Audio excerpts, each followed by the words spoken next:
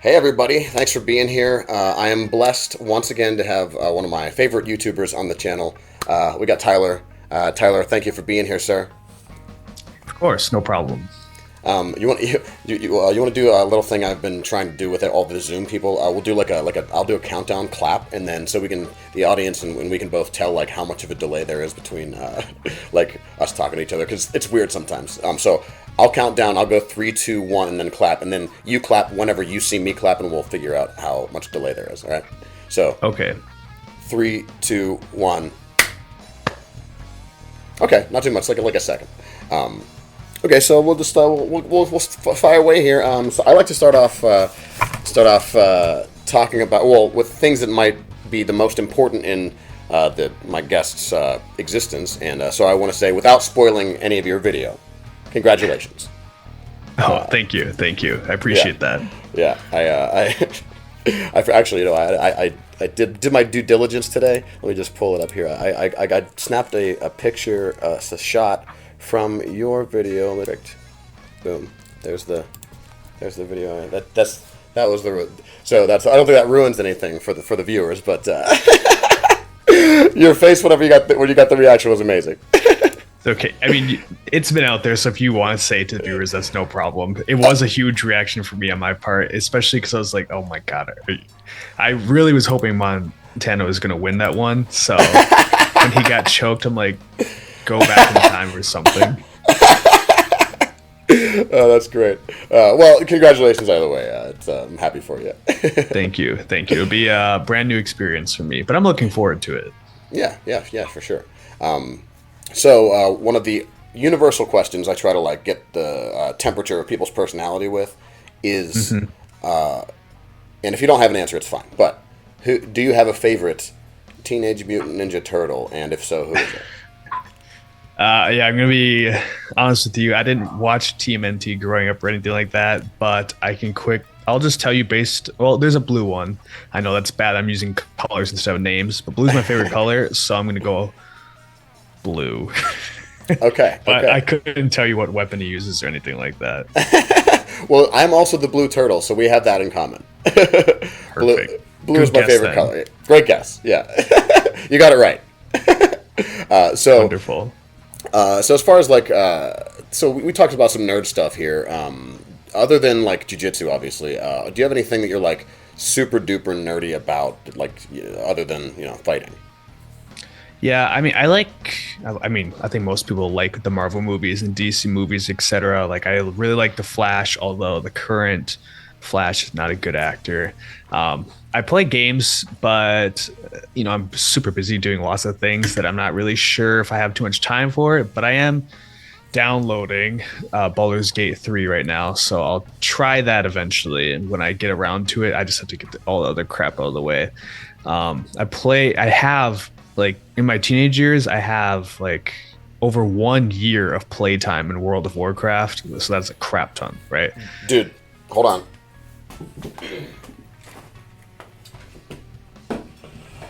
So my brother got me this because I actually got it finally in the game, but we got Thunder Fury.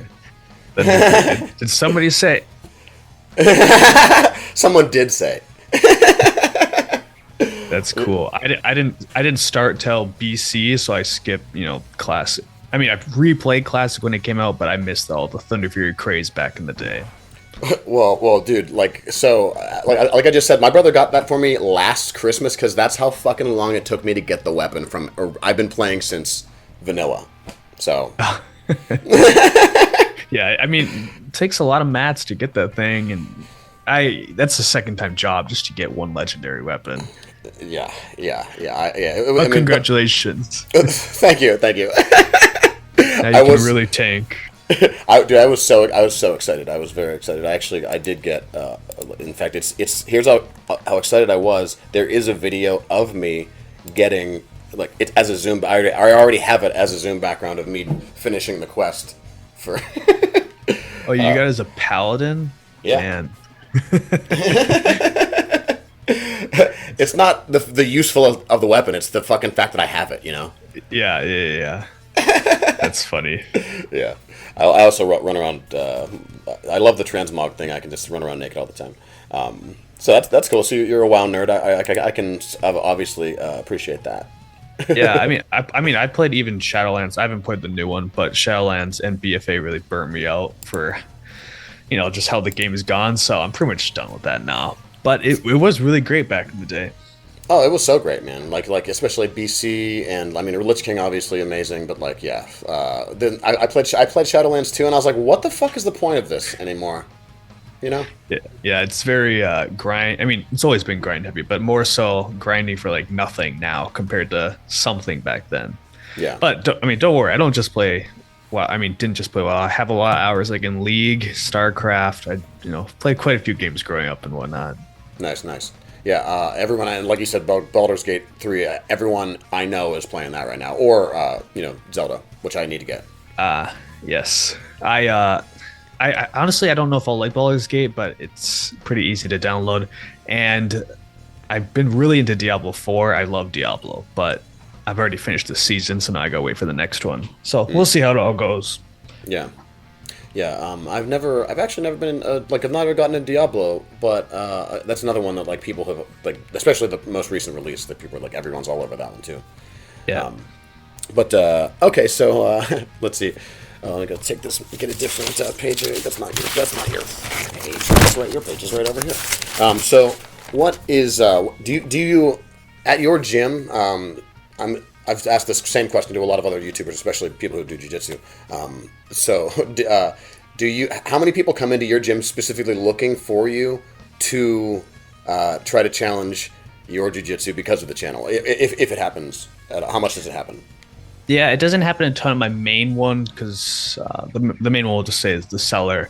It's not. I mean, it's mostly known for kickboxing, so not people go there for jits. But every Sunday, I go to my other gym, Akagi, for the open mat, and that's literally just everybody in Minnesota, in the city anyway. The competitors go there to just whoop each other's ass for 3 hours of rolling. Nice. So I actually get quite a few people there that want to, be on camera, challenge me, roll with me, etc. Yeah. So a decent number. And when I go to other gyms, whether it's in Vegas, Texas, a lot of people seem to know me and they want to do the same thing there as well. Right. Yeah, I mean, like my channel only has like a couple hundred subscribers, but like, I mean, even that, like from like sharing the video within like, we have like our gym there's 4 gyms within our kind of gym thing. And so like sharing the videos there, I get people come up and they're like, hey, I watch your videos. And I'm like, okay, so that means you're going to try and whip my ass now. Yeah, it's a small innuendo that people want to do that. And the big thing always is like they won't even tell me beforehand, but I'll maybe guillotine them and they're like, I should have known from your videos. It's like, all right, well, I guess you're another video watcher. Everybody knows like I love the guillotine, even though they don't tell me that. It's fun to figure out. Right.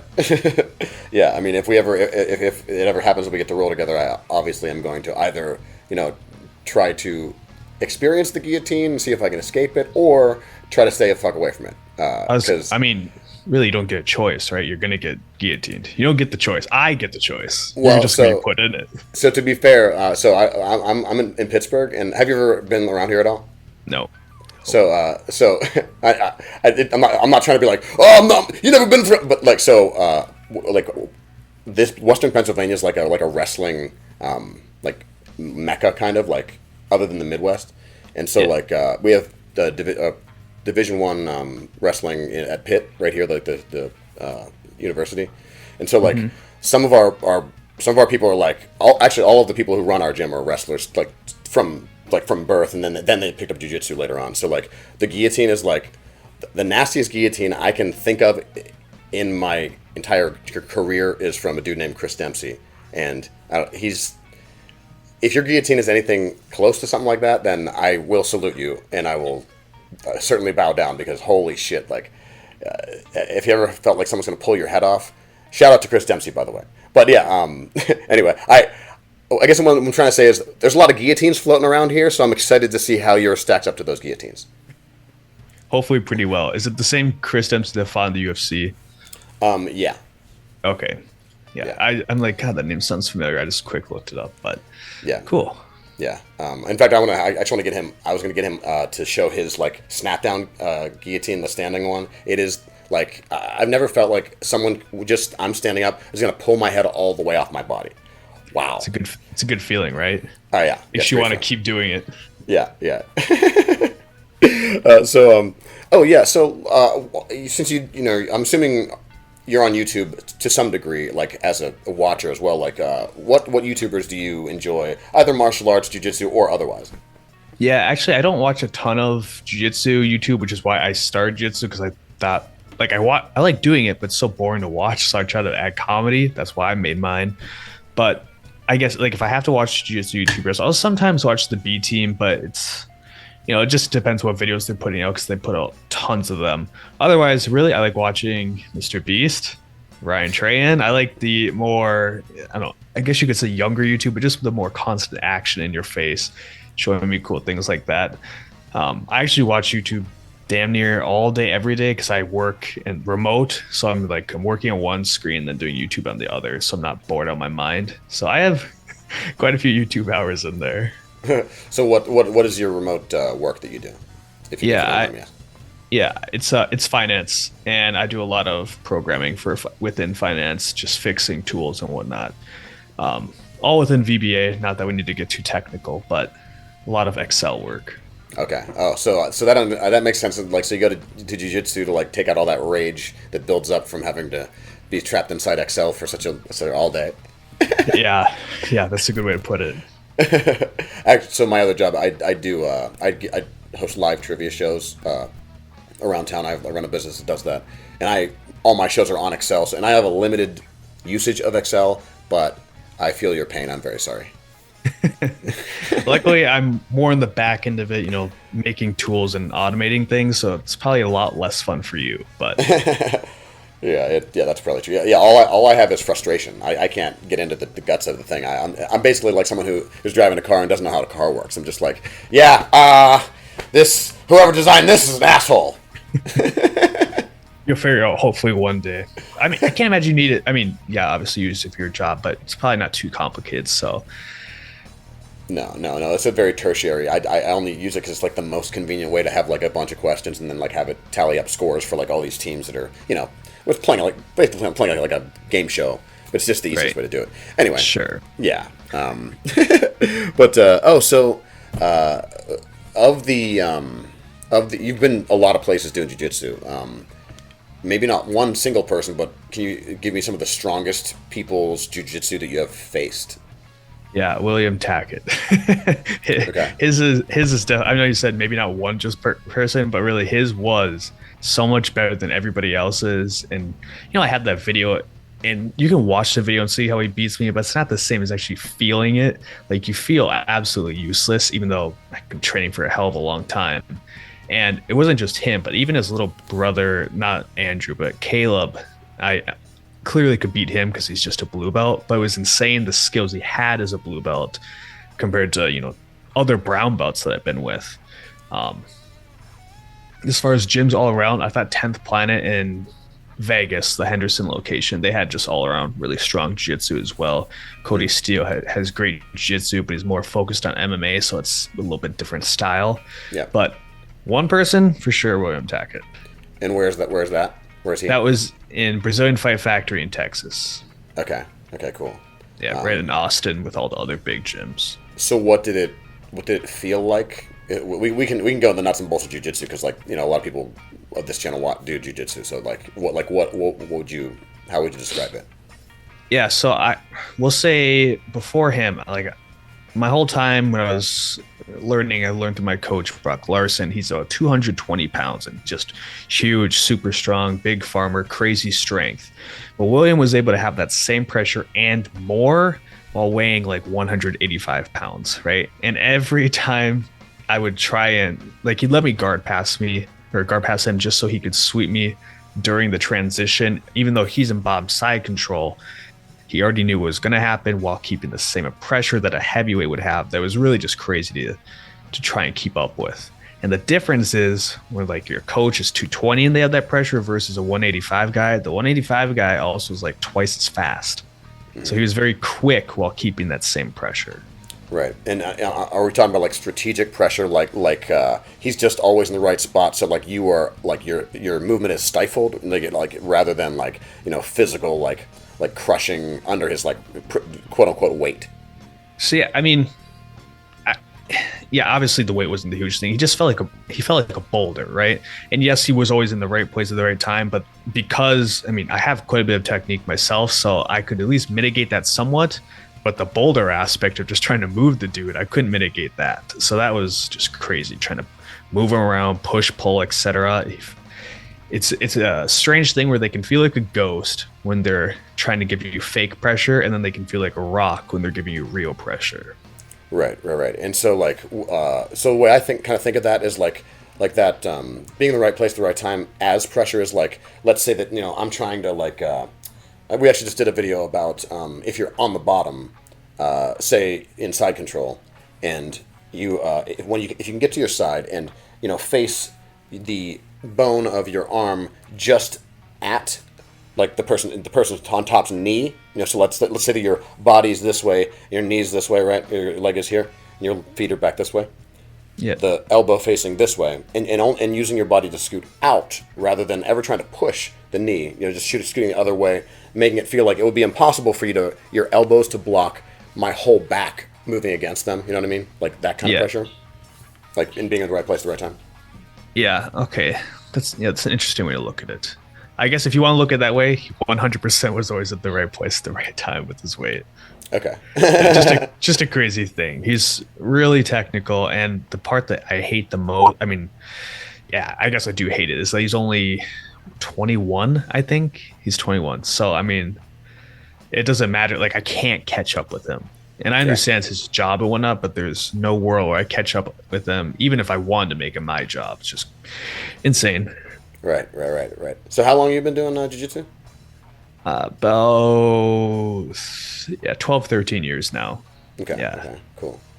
And I've wrestled since I was a kid too. So I've always had grappling, my whole life since I was like 6 years old. So a whole lifetime of grappling, but jiu-jitsu focused about 12 years, we'll say. Okay. Yeah. Yeah. I never wrestled, but luckily my buddy and coach, we went to high school together, and he wrestled his entire life since learning to walk, basically. So I feel like I benefited a lot from at least being near somebody who was wrestling their whole life. And it's crazy to me. I don't know if it's crazy to you, but like that people in jiu-jitsu can't, like some people just don't wrestle at all. Like that's, like, what do you guys think we're doing here? Like, we're fighting. Like, what are you doing? It is strange how some people, they can't wrestle, and my coach used to tell me this all the time. He used to say you can't really teach adults to wrestle. Obviously, there's the rare cases like GSP that you can, but like when I taught wrestling to people, it's true. Adults, for whatever reason, just cannot get like that physicality understood on how to just, it's time to manhandle someone and get those movements going. It's a strange thing compared to teaching jiu-jitsu. Yeah, so even if you're trying to teach people who already do jiu-jitsu, because I feel like in our school, if like say I'm going to teach hand fighting or stand up or whatever, like a lot of people, since they've already been ground like into the dust, like on the bottom, it's easier for them to get their minds wrapped around, like, your knee might have to hit the mat, or you might have to like explode a little bit, you know what I mean? Like, but for sure, people who have not done jiu-jitsu, like, teaching them how to wrestle, like, good luck.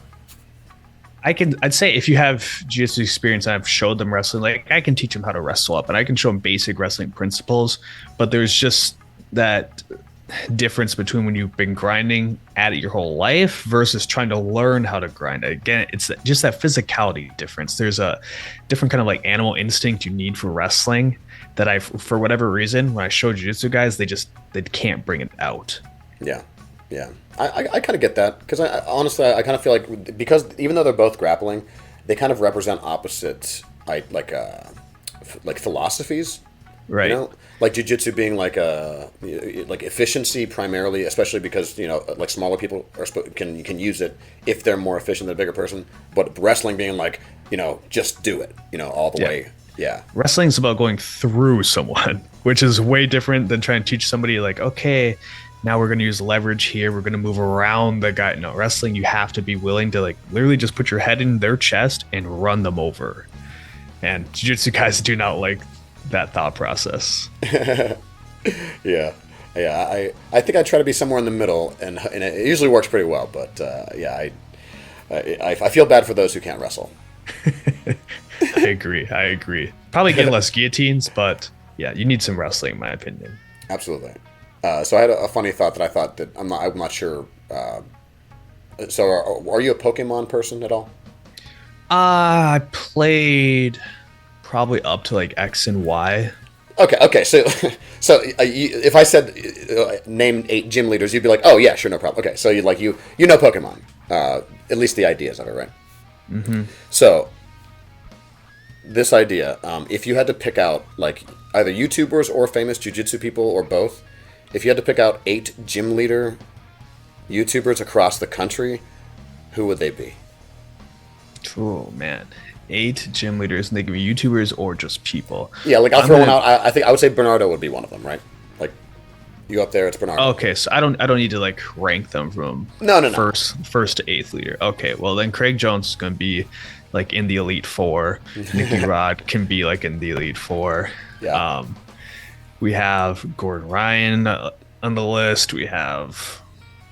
I'm going to put Tack on the list personally. We've got Andrew Wiltsey on the list. We've got, and I'm just thinking from a no-gi perspective too. We've got Marigali out there, Bodoni. Like we got a lot of people that could make a gym leader list, and a tough list at that. Yeah. Well, so some of them can all. So there can be like, these are people in like the, how you have to fight up to the gym leader. Like, they like say you've got say Craig Jones is the gym leader, but like before you fight Craig Jones, you got to go through Nicky Rod.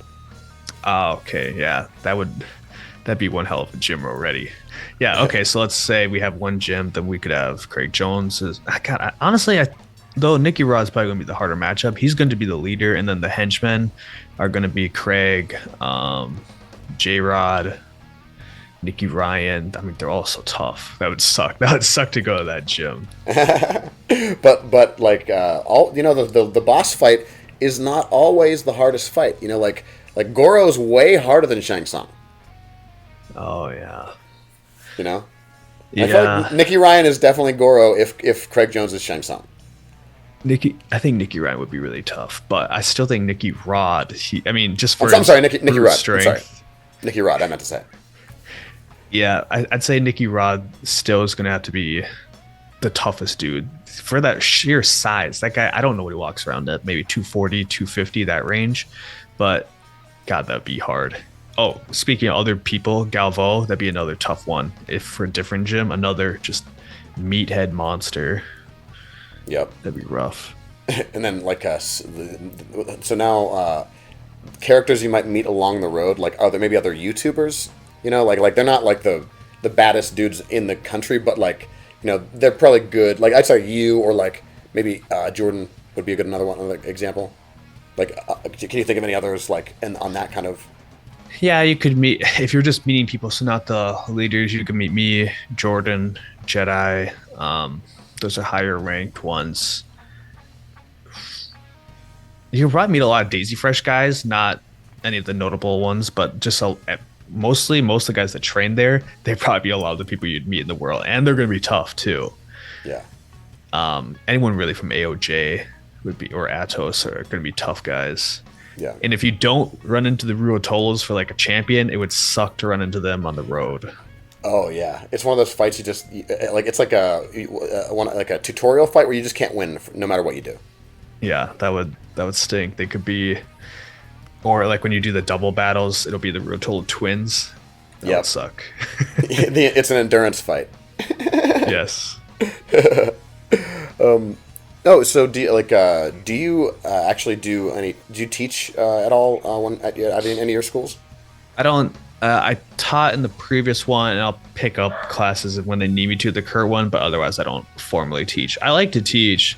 I guess the way I teach is a little bit different than like the main coach. He's very systematic. He wants to go through like, all right, this week we're going through triangle defense, and that just makes, okay, they go. I'm doing something that makes me want to just like blow my head off sometimes because I want to do more advanced techniques, or he follows a system, and I like to work hard and go over new moves. Yeah. Well, I think that both those things are like valuable. In fact, I think one of the things I value about the gym that I work at is like that everybody has kind of a different teaching style. So I think that it's good to have especially for the students to see how different people approach this this art. When you always got to remember, gyms are businesses, right? And I'm a black belt, been doing it for a long time. So obviously the techniques they show, it's going to be my millionth time doing it. But Dave is his name. Dave's way of teaching is great for people that are newer to the jiu-jitsu or they're rising through the ranks still. And mine's more for the brown belts and the black belts. All right, we need to try new meta techniques. So you definitely need both. Yeah, for sure. Yeah, and I totally agree with that. So how is have you spoken with Bath Salts Ben? Is he okay? How's he doing? I actually don't talk to him that much. This may surprise people. That dude is crazy busy all the time. He's always traveling, vacationing. He's got a nice job, like a job that pays him well, so he's doing that, but he's all over the place. Maybe that actually is obvious from his energy, but that dude does just a lot in his free time, so I don't chat with him too much. I keep in touch with other people from the old gym, but not so much Ben. Okay. Yeah, you said it might be obvious from his energy. I'm not sure if anything is obvious from his energy. I mean, his energy doesn't. I don't know what to think from his energy. That dude's like paragliding, zip lining. He's going up in hot air balloons. Like I don't have the time or energy for that. But that dude just seems to, like, every week he's going on vacation. So he's like one of those people, like, if your life was a sitcom, he would be like Kramer, where you're just like, what are you doing all the time? Like, you're just like always doing some wild shit. Yep, he'd be that guy, and you always get a snap of it on Snapchat or something. It's like, I know he works, but it's like I don't know when he finds the time to do all of it. Yeah. Crazy guy. So what's like your regular jiu-jitsu day look for you? Yeah. So my regular jiu-jitsu day is I'll really break it down by the hour, but I go to gi at 6 p.m., which is like 30 minutes of class, 30 minutes of rolling, then no gi at 7, and again 30 minutes of class, 30 minutes of rolling. Then I'm gonna go do the assault bike or something for cardio afterwards. So it's like 2 hours to 2.5 hours of work. A lot of drilling, and then a lot of me trying new techniques such as body lock passing, etc. And so how many days a week are you usually doing like that? I do Monday, Wednesday, Friday, Saturday for the classes, and then Sunday is that 3-hour open mat just rolling. So honestly, I mean, that's a lot of jiu-jitsu for most people. 5 days a week, yeah. 10 to 15 hours a week. It's a decent amount on top of everything else. Yeah, that's a lot. Yeah, for sure. I mean, I'll probably do like Monday, Wednesday. I teach on Friday, and then I usually have people at my house in the basement in the Battlecade on Saturdays for like 3 hours or so. So, and I try to take like at least 3 days off for recovery, and I feel like I retain things that I've learned more if I allow myself a day to kind of like just not do jiu-jitsu. Yeah, no, I understand. I feel the same way. Those off days where I'm not doing jiu-jitsu, so Tuesday, Thursday, I'm trying to lift those days instead. So I'm still doing something, but like you mentioned, it's just a good reset for the brain for jiu-jitsu. And plus, it makes me like hungry to go back to the gym, because if I'm not doing it, I just want to get back to body locking people. If you can't tell, that's my new thing. Like, I'm really trying to get good at half guard body lock passing. Well, I mean, if you want, my coach Mike Wilkins, who fought like Bellator, and he's a black belt also.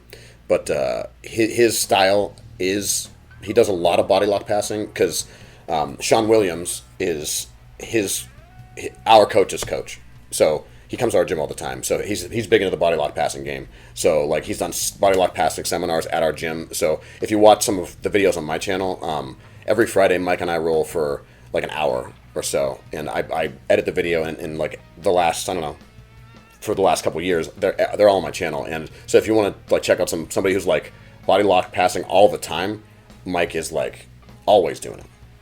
Sure, yeah, I could do that. I've been watching currently. What I've been watching is Nicky Ryan and Lachlan Giles, just because, I mean, really high level and they are good at it. But I could look at more. I mean, the more the merrier. I'm just sick of leg locks, and I'm like, I tried to learn like a block defense, right? I know I suck at leg locks, so I tried to get good at the defense. It's like, really, why risk it? Let's just do body locks. I have enough defense to like spin out, but otherwise, let's not even give them the chance. Honestly, I agree with you. Like, it's so hard because, like, for me, jujitsu is a primarily kind of like a self defense thing, right? It's like I'm trying to create reactions for myself. So if something happens, I'm just gonna like automatically it'll just happen. You know, like you fall to the level of your training, right? So like, Right. The idea of fucking around someone's feet, I don't even want that anywhere near my brain, right? It's like if I see the bottom of someone's foot, I'm treating it like they're pointing a shotgun at my face, and I'm gonna get away from their feet because like you can if I develop that habit of like going to grab someone's foot and like some idiot who's bigger than me outside decides to just kick me in the head, I'm dead. You know? True. Yeah. I mean, hopefully you never get in those situations, right? No, Hopefully I would that doesn't never happen to you. No, I would never do that. But you're right. You're right. I'm just sick of what I get sick of is you can be dominating the whole match, right? You're passing, you're mounting, you're back controlling, whatever. But whatever, you can't submit them. All they have to do is invert once and do a heel hook, and it's like you can lose so fast. Yeah. Whereas like if somebody catches me in the armbar, the defense to is for me at least fairly obvious compared to trying to fight it out of an inverted heel hook. So I'm just done even trying to give that to people. Right. And additionally, like, because, in fact, this relates into a video we just did about, like, people not tapping, especially at high level. It's kind of like become a meta thing where, like, people are, like, letting their shit break. It's like, listen, if the whole point of what we're doing is that we're, like, trying to prove who's a better practitioner at, like, a theoretical fight, right? So it's like, if you're just trying to break my ankle, like, that's fine, but, like, if we're really fighting, like, that might not stop me. You know, like, as it clearly doesn't in some high-level competitions whenever there's a lot of shit, like money on the line or, instructionals or something. So, like, that's another reason why it doesn't really make sense to me. It's like, I don't know. I get it sucks to get your ankle broken, but, like... Just gotta guillotine him, right? Dude, put him to sleep, man. Put him to sleep. It's the only way to be sure. Yes, the guillotine is the right answer every time. Of course. So there was an interesting situation. I'd love to hear your take on this. Me and Mike did a video on this too. So, are you familiar with the channel Viking Samurai? No. I mean, I can look it up really fast, but otherwise, no, I'm not. So it's a cool channel. He does a lot of good interviews with people who were involved in creating like 80s action movies and stuff. So it's a lot of interesting, really cool interviews with really some high level people in like Hollywood and also like actors and stunt people and stuff. And a lot of really great interviews, and also some traditional martial arts people people who worked with like Bruce Lee and stuff like that, and also a traditional martial artist who has been talking to Frank Dukes. Are you familiar with who Frank Dukes is? No, but it's funny. I was just looking at the thumbnail for Frank Dukes and who he was chatting with. So Fighting Fantasy.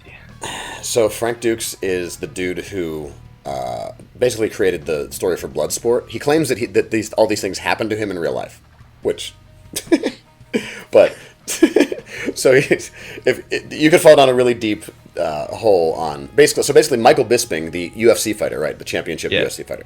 He it's in one of his videos said like Frank Dukes is the biggest bullshitter in the world, and it's like, but. So, because David was talking to Frank Dukes on this interview, the two of them are talking about like challenging Michael Bisping to a fight, and Frank Dukes is going to like help to train. I think he said boxing, but I don't know. What do you? I guess if you don't know who the people are, it'd be hard for you to have an opinion. But just on face value, what do you think? Well, I mean, Michael Bisping's going to wreck damn near everybody. So, I mean, that's an elite fighter there. Elite fighter. Big, was the champ. That dude's gonna crush. So I'm gonna always favor Michael. I'm gonna probably upset you too, but when you said Bloodsport, I'm like, crap. I haven't seen Bloodsport. I don't know what your age is, but like I'm in my 20s still, so our references might be. That's fair. So you've heard of the franchise Mortal Kombat? Yeah. Mortal Kombat is basically, the original game was like kind of a combination of the movie Bloodsport and the movie Big Trouble in Little China with Kurt Russell. And then they threw in a bunch of other like, it's that first game is actually like a kind of a hodgepodge of like different references to like action movies and stuff like that. So yeah, that's we do owe Frank Dukes some thanks because some of his bullshit resulted in Mortal Kombat in some way. All right, I'll remember that then. Yeah. Hopefully he made Kano. I like Kano. He's cool. I mean, I think Kano is just a Terminator. Like that was the reference. That's like so. Like Kano's a Terminator. Raiden is one of the characters from Big Trouble in Little China. So is Shang Tsung. Johnny Cage is Jean-Claude Van Damme from Bloodsport. The outfit is the same outfit and everything. If you saw Bloodsport, you'd be like, oh yeah, it's Mortal Kombat. Okay. Yeah. I'd just be going backwards. That's funny. Well, you should check out Bloodsport. It fucking rules. It's pretty awesome. So let's see here. What else do I have for you here? So like, what do you plan on your jiu-jitsu changing as you integrate another person into your everyday routine? Oh, I was like, other person. I see what you mean. Yeah, they're going to be I'm probably going to, honestly, the 5 days I'm doing a week now, plus the 2 lifting, like the 7 days a week, I obviously won't be able to get that same amount of time on the mats. But my partner is super laid back and she'll watch the kid no problem, right? So I don't have to worry too much about that. I'm just going to be bringing them with me a lot more because I need them on the mat from like age 2, putting a gi on, starting to roll with me. I'm going to make sure they have the right grappling dummy. I want them to be like a real killer as they grow up. There's something I think it'd be really fun just to be able to teach them from a real young age everything they need to know. Because you always hear about these massive champions. Oh man, Floyd Mayweather started boxing at 2 years old. He was throwing jabs. It's like that would be great if I could have that situation. Yeah, for sure. Yeah, of course. You if at any point the child decides they maybe don't want to do it anymore, it's probably worth considering. Just allowing them to go their own way. So I only say that because my buddy was like, and he's a tennis pro now. Shout out to Ben. But like I know that a lot of like growing up, like he always wished he could like kind of. Because he was always like at a clinic or at like going away to a camp or something like that. He was like high level, like he was like number 1 in the state for like our whole high school career. Like, sure. And he was amazing. He is amazing. But I know that like when we talk about stuff, he's like, man, yeah, I it's cool that I do this job and I like it, but like I would have liked to hang out with you guys a lot more. Yeah, I don't worry. I see that side of it as well. And I will say, I mean, again, we don't need to keep it a secret. Since it's a girl, she'll have more choices, right? But if it were a boy, like there is no choice. You are wrestling from age 2 till at least age 18 when you're your own adult. As a girl, I'll concede more points. Be like, okay, yes, maybe you don't want to do jiu-jitsu the whole time, but you're going to do it sometimes. Then go hang out with your friends, whatever. So she's lucky. Maybe you could keep like you could create a whole another YouTube channel of the fake universe in which you had a son and like this is what's happening within that universe. Yeah, but that would be funny. That'd be funny. I'm not joking though. Like if it was a guy, he's wrestling, he's doing jiu-jitsu, and he's gonna be like a man. But we don't have to worry about that right now. Yeah, don't have to worry about that at all. And you'll be completely surrounded, right? You got. Are you going to be totally surrounded with? You're the only dude in your. Yeah, I mean, even my dog. Okay, I have a 1 boy dog. The other dog is a girl. But yes, I'm very much outnumbered. Well, I wish you the best of luck with that, sir. We'll see how it goes. Yeah. Oh man. So, are you doing any more YouTube traveling anytime soon? Oh yeah, actually. It's August 26th right now. In about a month from today, I'll be in LA, right? I'm going to shoot a week of videos there in LA where my other coach went to, so like Checkmat HQ and whatnot. The following week, I'm going to Seattle to hang out with Carson a little bit, film a bunch of gyms there, hopefully a seminar or 2. But I'm trying to get like 16 gyms recorded that I can use for videos coming up throughout Christmas season. I kind of need to batch everything up and think ahead of time. So I'm going to work my ass off in late September, early October, just filming. Nice. Yeah, I was thinking about because one of my friends goes to Jean-Jacques Machado's in LA, and so I was thinking about maybe getting a trip out there. So like. Yeah, if you're gonna go out there too, I'll check some ticket prices and see if I can be out there at the same time. That'd be sweet. September 25th. 25th through whatever that Friday is, or what Friday, Saturday, that range. Okay. Yeah, I'll see if my buddy can come out too. I trained him here, and then he had to move back, so that'd be fun to like go and also I'm not sure. Did you ever get to go to Jean-Jacques when you were over there before? Nope. This would be new for me. Okay. So I want to hit all those, like the gyms, like the Hickson lineage gyms, because I've never rolled with anybody from one of those gyms before, like Jean-Jacques or the people from well, they're in Oregon and Portland. Straight Black SBG. Oh, like Matt Thornton. Have you ever been out over that way at all? No, not yet. But I mean, I'm planning to hopefully hit those gyms. Haven't been over there yet though. Okay, yeah. Vegas is like as far west as I've gone so far. Okay, yeah. I would absolutely love to go to one of the SBG. You ever watch any of Henry Aiken's videos at all? Yeah, just a little. Yeah. So if you do hit up Jean-Jacques or one of those, like, I mean, I know as a viewer, I would love to see your experience there for sure. Yeah, I'll try and hit all the big gyms. The more the merrier. The big thing for me is just trying to get to these gyms that actually allow me to film. So I'm already sending out messages to everybody saying, hey, this is my channel. This is what I do. Is it cool to film there?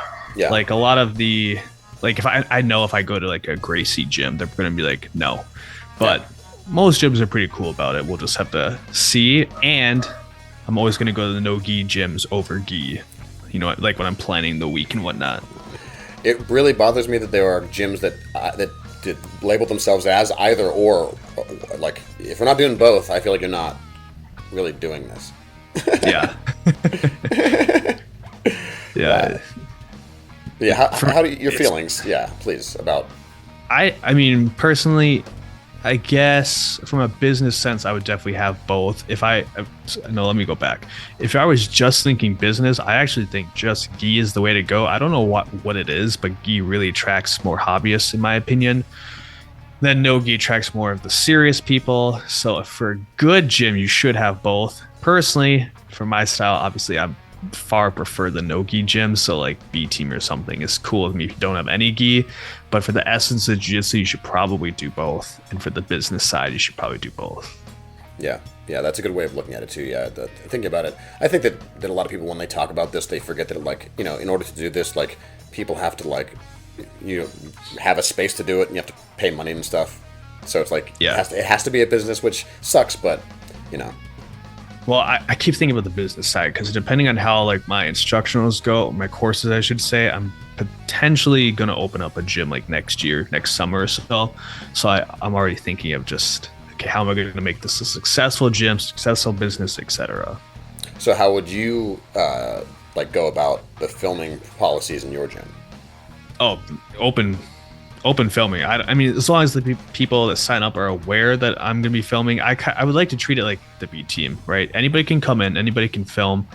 I'm going to be filming damn near all the time because I want that content in one way or another, but you don't need to be a part of it if you don't want to. So more probably like the B team, how they have like a filming side to the gym and then a non-filming side. So if you don't want to be pressured into it, no worries. Yeah. But I mean, like, I think filming is great too, because even if you're not putting on YouTube, but you're putting on like your website, your gym's website, and you missed a class, go see what you missed. There's a good place to do it. That is the biggest reason I think that everyone. I think that it is bad to not film, because like if for me, like I said, with the hour-long rolls with Mike, like not just for me going back and watching it in general, like I have to, as you know, when you're editing film, you have to like go over every fucking inch of it.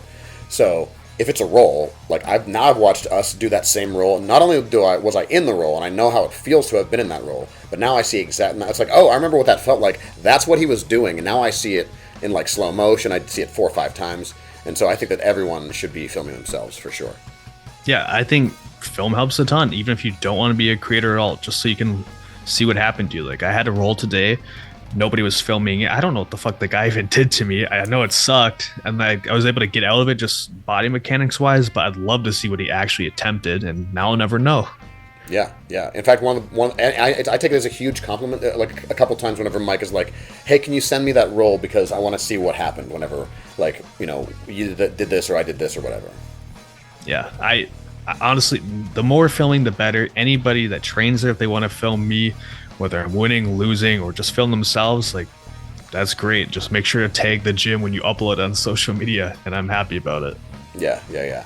And I mean, I can see why people don't want to like have people filming for YouTube purposes, like to try and stir up some like, a lot of people don't want like the regular customers to be chased away by like people going like super hard in the gym because there's like a, beef or something or whatever, and people like getting, you know what I mean? But yeah, that would be something kind of tough to confront in the future if that happens, because I'm sure it will. If you invite a lot of filmers, you're never going to have all good filmers, and it will have to be addressed, but that's for a future issue. Yeah. I guess if I was opening a gym, I'd probably have, yeah. You're definitely right, though. Like, there are going to be the people that film, and when they film, they just go ape shit. Like, I think it's pretty obvious when I film, I do try harder in filming versus just my regular roles, right? Because I want it to be interesting, but I'm not going ape shit out there. And there's going to be guys trying to like slam arm bars or something. Mm-hmm. So I think it goes back to why like the good idea is to have the filming side of the mat if you are ready for the spazzes, and here's just the chill, relaxed side of the mat. Yeah. And maybe even if you have a filming side, I don't know, I've never been to B Team before, but maybe even you have like someone who works there or like is a higher level belt, just like kind of the attendant of that side to be like, all right. Yeah, the mat enforcers. Yeah. Even sometimes in my own basement, I have to be like, all right, settle down. Like people get carried away. And generally, I mean, that's on the coach. He's the guy that should be doing it. So as a gym, if I'm a gym owner / coach, that'll have to be a big role that I'll play in the future. Yeah. You mentioned Carson earlier. So I'm assuming he's like, okay, like cool in real life and not as dramatically annoying as he is on his YouTube channel or on when you guys are razzing each other. Yeah, no, I don't hate the guy. It's funny. I mean, he plays a good heel for my videos, and I think most people are smart enough to understand that he's playing a role. Yeah. But it works so much better for the videos when I see all those comments of the people having no clue he's playing a heel. Same with my friend Josh. I'm potentially saw Josh in that other video I have. Like, there are smart people that say you can see these two are friends, right? But you get 5 times as many people saying this dude's a dumbass. What is he doing? Calling out. It's like, hey, I'm happy for it. So yeah, I'm glad there's some smart people, but the dumb people are like what keeps the money coming. And ain't that the way it works, isn't it? Yep. I mean, anything in business, it's like the smart people will figure it out. They'll move on. The dumb people just keep coming back. I don't know what it is. It's a weird philosophy, we'll say. So to answer your question, no, Carson's fine. I'm sure I'll have some video for him out there where he can be the heel once again, or maybe it'll be an arc where he changes into not being such a heel, but we'll see. I really like that idea. In fact, I love the idea of you having your own, like, it's like a WWE wrestling universe of like all the different characters who have their different personalities. I feel like it's kind of already like that, but I mean, that's exactly what I tell people that are on the channel. I'm always trying to get like, they're actors for the talking part, but they're actually trying for the roles. Like I told them, I want it to be like the WWE. Like everybody knows the WWE is fake, but nobody gets mad that it's fake. Like you should know that going into it. Of course. So I try and do like these just small pre-interviews and get them to say something edgy. So then people are like, oh my God, he said that to a black belt? What? So I'm happy for people like Carson, people like Josh that are willing to do that, because I'm sure in jiu-jitsu most people are just like quiet, don't have much to say, or if they are heel, they're worried that people are actually going to think of them that way. It's like, bro, you're just acting. It's okay. Oh man, so if you're ever over this direction, you got to come to our gym, because like I mean there might be some of those, there are some of those people who you just described, but like a lot of the people like who are in the main branch of our gym, like they're the exact opposite of that. Like if you ever watch me and Mike talking, like that he's being really restrained, because like this is one of these people who's just like a fucking just live wire, and that's like everyone at our gym. I think it probably has to do with the fact that like a lot of our high level people are like that. So it attracts that kind of like, shit talking personality, which is, I think, kind of like your channel, the vibe of your channel too. Like, so I think maybe I feel comfortable watching your channel because that's how I feel when I'm going to the gym. Yeah, no, my first gym with my previous coach, everybody was a shit talker. So it was actually really cool for that. They got really weird once the camera went on. So as long as you can still be cool when the camera's on and not take it personally, like if that's how it is at your gym, that's fantastic. That's great for filming then. Oh, absolutely, dude. Like, Mike and I made a video about talking shit, like the value of talking shit in your training. Because, like, it's one thing for me to like if I talk direct shit to you, right? Yeah. And it's fine, and it might motivate you to do a little bit more work next time we roll. But if I talk shit in front of other people to you, then I'm like making a promise. Like I know, like I'm saying, like I'm confident that I can defeat you in this endeavor, and it's like kind of gives more juice to the, I don't know, the situation. No, I mean, I'm a big fan of it. As long as nobody's taking it too seriously, it's really good for the environment. Even like if I'm coaching, so I'm not actively rolling, I'd like to go over to two people just rolling and I'm damn near whispering in their ear, wow, you're really going to let him get that position? You just gave him ass mount, something like that. And I know you can tell right away, some guys are like, oh my God, he just said that. And some other people are like, fuck you, Tyler. I'm gonna work harder now. Yep. Yep. And that's what you want. Yes. I wish I like always had a camera with me so I could get those moments. Well, also, so there's two things about shit talking, right? Like two things that make it. Well, one thing that makes it shit talking and not bullying is like if you don't shit talk somebody who is not a threat at all, right? Like it's not, like if they have no chance of putting a challenge on you at all, it's like that's kind of not shit talking. Then it's kind of bullying a little bit, unless they're like having fun. That's different. But like okay. if you're like really shit talking somebody, yeah, like it should be because like you're like, okay, next time we go, it's on. It's fucking on. Like yeah, like that. And also like, I don't know. I think that I thought of that concept recently where it's like it's a motivational thing because it's also sort of a compliment too for that reason. Where it's like, I wouldn't be shit talking you if I didn't respect you. Yeah, it's kind of like what they say in comedy. Like you shouldn't be punching down. You should always be punching like at your level or up. Right. So you don't want to be punching down, though. I feel like a lot of my earlier videos, because I'm the black belt, great talking with people that are white belts or blue belts, it felt like that, like with Ben and whatnot. But yeah, it really just depends on the people you're working with.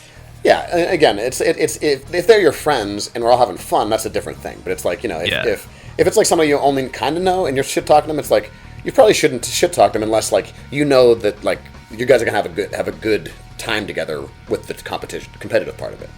Yeah, and you'll figure that out quickly because the second you make a comment like that and you see their facial reaction, it's like, okay, shouldn't have said that one, or it's like, no, I'm gonna keep stirring this pot. Yep.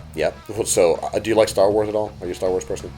Yeah, I mean, sequels kind of drove me away.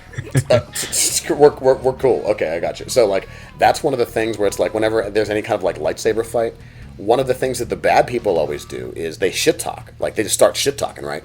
Because it's like a good way to throw somebody off, to like get their emotions involved.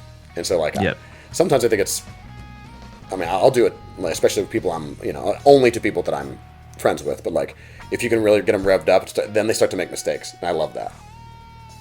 Yeah, it's fun. It's part of the fun atmosphere. That's a good atmosphere for a gym, in my opinion. And then you got people on the other side of the spectrum thinking, no, this has to be strictly business. It's a martial art, blah, blah, blah. And I just got to remember, to each their own. To each their own. Yeah. Well, I'm glad that we can agree on the shit talking though, because I mean, it really is. So even if I have a game night at my house, like one of the rules of the table, because Jiu-Jitsu is also a game, right? One of the rules of the gaming table is like whatever we say to each other while we're competing at these dumb games, no one takes it seriously. Like I can say the most horrid shit to you. I can talk, I can tell you like whatever I want. And it's all in good fun. As soon as we stand up, we're friends, because we're here to play a game. And I feel like Jiu-Jitsu should be the same way. Yeah, I agree. It should be. It should be the same way. When the camera comes out, it's a little different because then they're gonna have. Depends how popular you are, right? But like, if 1,000+ people are against you, all of a sudden that wears on people. But I agree, it should be just fun, and you should be able to take it a little bit. Yeah. Yeah. So, do you have any are you gonna get roll with Jedi when you go back out to LA? No, probably not. I mean, maybe, but I won't make it a priority. We'll say I won't make it a priority. I have a few rolls with him already, and we keep it lighthearted. We're both just having fun out there, but at the same time, it's funny because his style and my style we don't mesh very well together. I'm super counter heavy, and so he wants to also counter, so it's two dudes just staring at each other. It's like, okay, well, one of us just has to do something dumb for a video. So I like Jedi, but our styles don't do well together. So if you had to suggest one person for me to make a journey to first that you've rolled with, who would you suggest? I think Jordan would be a good one. Jordan's fairly aggressive. I know I didn't film with Jordan because he was sick and whatnot, but I did roll with him. We were just light rolling, nothing crazy, but he was a more aggressive game, so it's just more interesting, I would say. Okay, yeah, I've talked to him on the email and stuff, and get him on the show. He's really busy, but we were talking about getting some rolls together, so I think that might be my first stop, because he's probably closer to me than a lot of other people too. Yeah, he's definitely closer to you. Jedi'd be a far hike for you. Yeah. Well, shout out to both those dudes. Hopefully get to roll with them and maybe talk to them on the show. But do you have anything you want to plug before we sign off here? Plugs. I will say, just tell everybody, my guillotine instructional is coming this holiday season. It's going to be like 2 to 3 hours of packed content. Literally everything in this brain on guillotines is going in a video format for anybody that wants to get it, and then you'll become a wizard, being like Marcelo Garcia, and being able to choke out anybody at your gym, probably even your coach, just not me. All right, nice. I like it. So I'll make sure to check it out. Yeah, it's a lot of work for filming and editing. It's a ton, but it's gonna be great. And can you give people your? I know what your channel is, but let people know what your YouTube channel is and where to find you. Yeah, my YouTube channel is TylerSpangler. You can feel free to subscribe to the channel. Feel free to watch my popular videos and comment something hateful to Josh. It'll be fun and you'll get a lot of attention. And my website's launching soon, TylerSpanglerBJJ.com. You can probably check it out right now, I think, to sign up. Just put your email in so you get the first information as it comes available. Nice. Well, I appreciate your time, sir. Thanks for being on the show. Of course. Thanks for having me, sir. I'll sign us off, and then I'll stop the recording. But then we can, if you want, I won't sign the call off immediately, so we'll still be here for a second. But thanks everybody for watching. Do all the liking, the subscribing. Check out the Radical store. Check out Tyler's gear. You have ex-martial gear, right? Yeah, I don't have anything personally, but xmartial.com, promo code Tyler10, you get some great gear and at a discount. Cool. Yeah. So shout out to Tyler for being here. Really appreciate the time. Thanks for watching, and we'll see you later.